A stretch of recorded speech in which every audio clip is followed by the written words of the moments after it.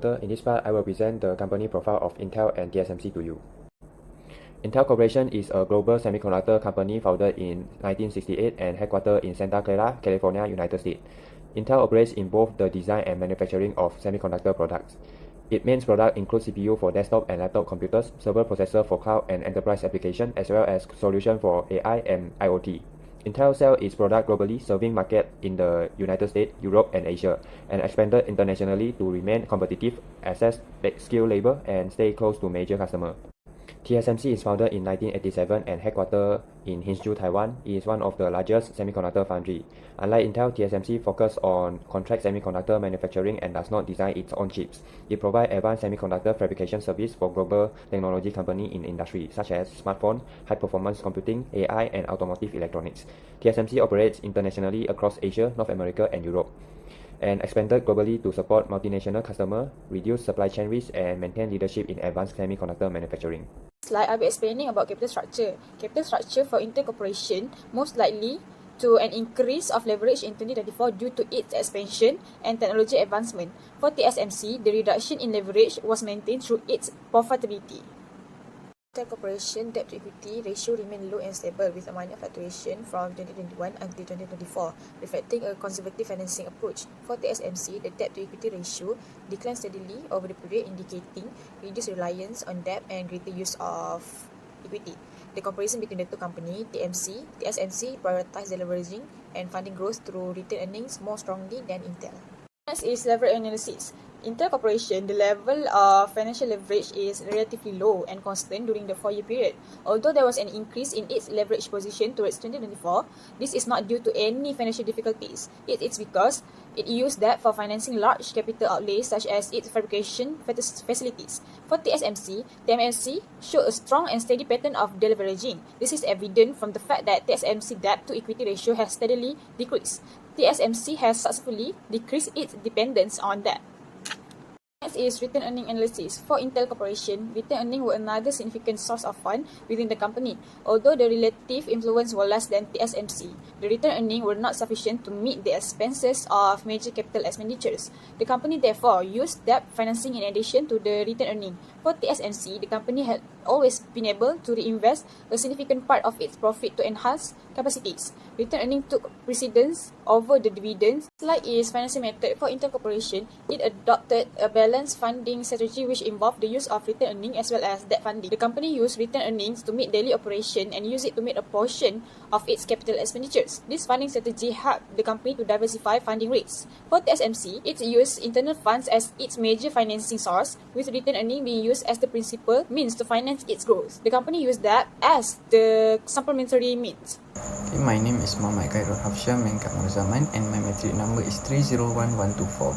Next, I will continue about the impact of global economic factors on Intel and TSMC.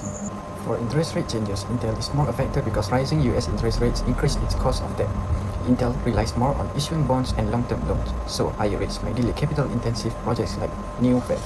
In contrast, TSMC is also affected by global interest rates, but the impact is lower because it has a strong cash flow and high profit margin, allowing it to rely more on return earning rather than debt. For currency fluctuation, Intel earns revenue from many international markets, so a strong USD reduces foreign revenue when converted back to USD and may affect cash flow and debt repayment ability. Meanwhile, TSMC sales are mostly in USD while costs are mainly in Taiwan dollar. When the Taiwan dollar appreciates, operating costs increase, making TSMC more exposed to systematic foreign exchange risks. For global market conditions, Intel is more vulnerable during economic slowdowns because lower tax demand reduces revenue, and Intel may cut capital expenditure to maintain financial stability. TSMC, however, benefits from demand supported by major global clients like Apple and Nvidia. Although cautious, TSMC continues long-term investment planning due to its strong industry position.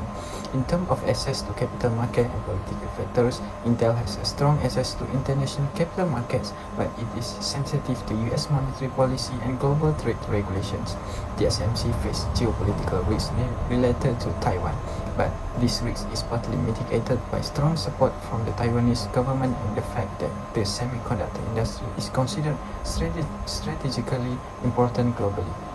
So good day, hi, my name is Steven and my message number is 300367. So now I'm going to talk about the currency risk for both companies. So Intel Corporation, most of their revenue are earned in USD, while operating expenses and capital expenditure are paid in foreign currency. This makes them face the currency risk. They use the foreign currency contracts such as currency forward, currency swap, and also interest rate swap as a tool, and also gain or losses on hedging instrument, offset the gain or losses on non-US currency investment. This is how they manage the currency risk. And for TSMC, they're exposed to currency risk as more than half of the capital expenditure are paid in foreign currency, so that the users of currency hedging instruments such as currency forward and currency swap as Intel are a tool for them to manage the currency risk. Next is interest rate risk and management. So for Intel Corporation, they face interest rate risk affecting the fair value of investment and also interest expenses on debt, so that they use interest rate contract to convert the fixed rate investment into SORF-based floating return. And for TSMC, most of their fixed income investment and outstanding debt are fixed rate, so that the interest rate change mainly affect other comprehensive income rather than operating profit, so that they use interest rate derivative contract to partially hedge its exposure. Okay, so next will be liquidity risk. For Intel Corporation, the current ratio increased to 1.60 and quick ratio improved to 1.25 in 2024. And the cash and cash equivalents stood at 22.1 billion with committed credit facilities. So they manage the liquidity risk through operating cash flow, dividend suspension, and also government incentive. For TSMC, the quick ratio improved to 2.47 and the current ratio increased to 2.69 in 2024. So that this is when they held a new Taiwan dollar of 2,127.6 billion in cash at the end of 2024. So that this is their manage the liquidity through large cash reserve, operating cash flow, and also capital technique. So last is credit risk. For Intel Corporation, the credit risk mainly arises from trade receivable and also financial instruments. So they have three largest customers accounted for 47% of receivable in 2024. So the exposure to any one of the counterparty did not exceed 1.4 billion is their way to manage the credit risk. And for TSMC, the credit risk mainly associate with financing, guarantees, loans, and also derivative. So they're managed by not having high risk or high leverage investment, and their derivative are only for hedging only. So the guarantee and loans guarantee only to TSMC or its wholly owned subsidiary as a way they manage the credit risk. That's all from me. Thank you. In these sections, we analyze how corporate governance affects financial decision-making in Intel and TSMC. Intel adopts a governance model with a clear separation between the CEO and chair roles, which strengthens board independence and oversight. From 2021 to 2024, independent directors accounted for approximately 83 to 90% of Intel's board, while female representatives range from about 38 to 41%. These structures align with global governance best practice and support effective monitoring of strategic and financial decisions. In contrast, TSMC has maintained a stable board size but has not consistently separated the chair and CEO roles, with executive leadership's historical holding overlapping positions. While this supports strategic continuity, it may reduce independent challenge in key financial decisions. Independent directors represent around 60 to 70% of the TSMC's boards, and female representative remains relatively low at about 10%. In terms of board composition, Intel's directors largely come from strong executive leadership backgrounds, including former CEOs and CFOs of large MNC.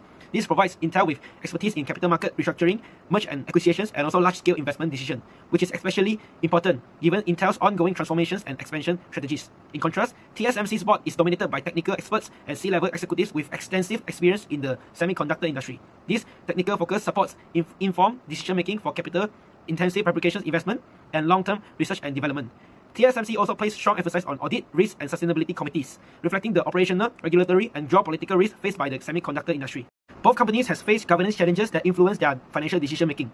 TSMC experienced trade secret cases and also export control scrutiny, which led the company to strengthen internal controls, compliance, procedures, and intellectual property protection. While these measures increase operating and legal costs in the short term, but help safeguard long-term firm's value and investors' confidence. Intel, on the other hand, faced shareholders' litigations related to disclosure weaknesses and internal control issues.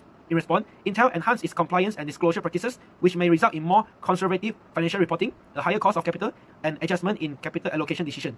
Overall, although both firms maintain strong governance frameworks, differences in governance challenges and board oversight lead to distinct financial decision approaches in the global semiconductor industry. Based on our analysis, different recommendations are proposed for Intel and TSMC. For Intel, the company should improve its capital structure by balancing debt and equity, especially in high interest rate environment. Strengthening the equity base through retained earnings will help maintain financial flexibility. Intel should enhance interest rate and foreign exchange hedging and further diversify its global supply chain to reduce risk. Future capital investment should be aligned with long-term growth areas such as AI and data center. For TSMC, maintaining a conservative capital structure is essential. Low leverage and strong liquidity allow TSMC to remain financially stable and fund large investment internally. Selective use of low-cost debt can support global expansion without weakening financial strength. To manage geopolitics and supply chain risk, TSMC should diversify manufacturing location and strengthen currencies hedging. Continued investment in advanced manufacturing technology supported by strong corporate governance will help sustain its global leadership.